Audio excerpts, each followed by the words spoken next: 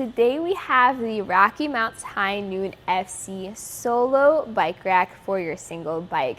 We're going to take a look at how this works as well as how it fits on our 2020 Chevrolet Equinox. This is a very popular style of bike rack because of how versatile it is. Whether you have a heavy electric bike of up to 60 pounds, or maybe you have a carbon fiber frame, a step-through frame, you don't need any other adapters. And this takes it to the next level where compared to the RockyMounts MonoRail, the HighNoon FC can carry bikes with fenders. Now I have my normal mountain bike here without a fender, but I'll show you how this can be used and how it has some extra straps for extra security. First thing we're going to take a look at though is the tilt away feature. There's a handle underneath the rack, so just pull that handle and pull the bike down. This will go down to a tilt, and that way we are able to open up the hatch on our Equinox. Notice there's plenty of clearance between our pedals and our handlebars. We can now grab whatever we need from back here. If it's our helmet, our bags, or if we need to switch out our shoes, we can do so real quick. When you got what you needed, you can just close the hatch door. This is another look at that large gap and clearance between the door and the bike. Now when lifting your bike rack back up, I do recommend holding on to part of the bike rack's frame instead of your bike. Once you get it up into place, it snaps into position, and just like that, you are now ready to drive. But also, if you want to secure your bike while you are parked, you do have an included cable lock.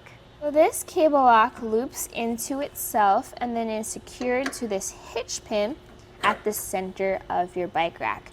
So the pin looks very similar to your anti-rattle bolt. And if needed to, you can also use the anchor point on the rack with your own cable locks. So what types of bikes can this bike rack carry? Well, pretty much most of them. Whether you have a carbon fiber frame bike, a step-through bike, a women's bike, and a longer mountain bike, or even an electric bike, you can do so. So weight capacity is 60 pounds, and your tire size ranges from 20 inches to 29 inches. But what about those bikes with fenders? Well, taking a look at the front wheel mount, we have both a hook and two straps. The front hook is secured as close to your fork as possible, but then you also have this strap that goes around the hook. And the way to attach the strap is you go around the wheel, trying to avoid the spokes. You go around the mount and then into the tab. For the bottom of the wheel, you also have a strap that goes around your wheel and into this hook.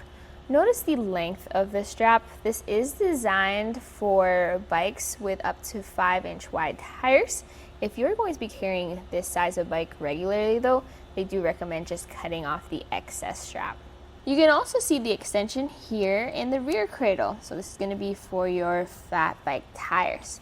Now to release the bike, we're going to start at the rear wheel by pressing on this lever so that we can lift the strap up and out. I like to just fold it away or try to tuck it away out of the way of our spokes. The rear cradle also has a strap. Now you do get an extension piece included for your fat bike tires, but we don't need that. We're going to remove our bike, so to do so, we're going to start at the rear wheel by pressing this lever, and that way it disengages the strap. We can lift it up, and I like to tuck it out of the way. Now we go up to the front tire and we remove our straps. So just like how we wrapped it around earlier, we're going to go in reverse order. So top strap, bottom strap. This definitely takes more time compared to the monorail, but if I have fenders, I want that extra security. With the straps removed, you hold the bike with one hand. As you press this button with the other hand, lift up on the mount, push out, and now you can just grab your bike and go. The front cradle folds down to be more compact. The strap goes back and is secured here in the center of the rack. The front arm also folds back, so I like to just fold it here on the inside. We can just put the strap around the front cradle, and don't forget to put the strap for your rear cradle in as well. Notice how that rear cradle pivots and how it has grooves. So whether you have those thin tires or those fat tires, and whether you have your short wheelbases or your wheelbase of up to 50 inches, this can accommodate that. Ground clearance real quick is tray to the ground 17 and shank to the ground 8 inches. We're gonna fold this rack up to be more compact. So pull that lever again, but this time instead of letting it tilt away, we're gonna lift it up and it snaps into position. This is gonna be your storage or your portable position. Notice that this is already a very compact rack, so it doesn't really change much. Coming back in for measurements, bumper to the end of the rack is about 12 inches or 1 foot. And notice as well how high it sits. It's right where our bumper is. My favorite part about that is that you can open up your hatch even with the rack folded up. And that's gonna be great because then if maybe you're living in the city, you have limited parking space, or maybe you have a small garage, you really can just leave this bike rack on your car all year long. In fact, the instructions say at least once a year, go ahead and take your bike rack off, make sure it still looks good, clean it, and then you can pop it right back on. This does have an 1.25 inch shank with an included metal 2-inch hitch adapter.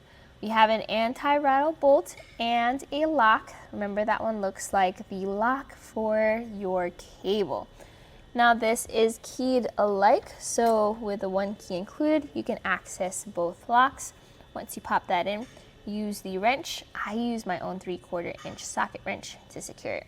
This right here was a look at the RockyMounts HighNoon FC Solo platform bike rack and how it looks on the 2020 Chevrolet Equinox.